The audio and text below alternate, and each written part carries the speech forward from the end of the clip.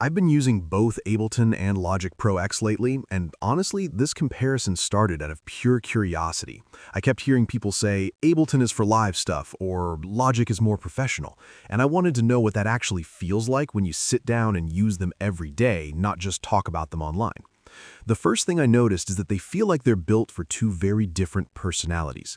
Ableton feels experimental and flexible, like it's constantly saying, try this, mess with that.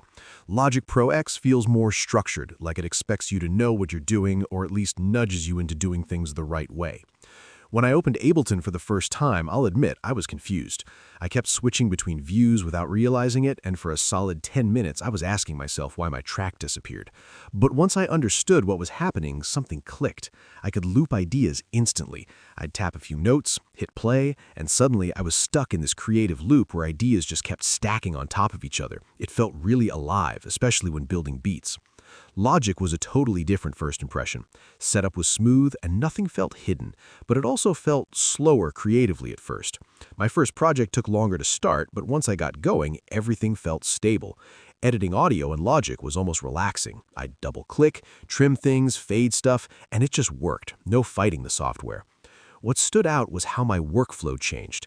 In Ableton, I was jamming more. I'd lose track of time just looping and tweaking sounds. In contrast, Logic pushed me toward finishing things. Arranging tracks, mixing, and organizing sessions felt easier, especially when I had multiple ideas going on. When I tried mixing, Logic felt more comfortable. I like seeing everything laid out clearly. Ableton worked fine, but I sometimes felt like I was mixing in pieces instead of seeing the whole picture at once. On the flip side, beatmaking in Ableton felt faster and more natural, while Logic felt a bit more deliberate and detailed. So, here's my honest verdict. If you love experimenting, performing, or building ideas quickly, Ableton feels exciting and creative.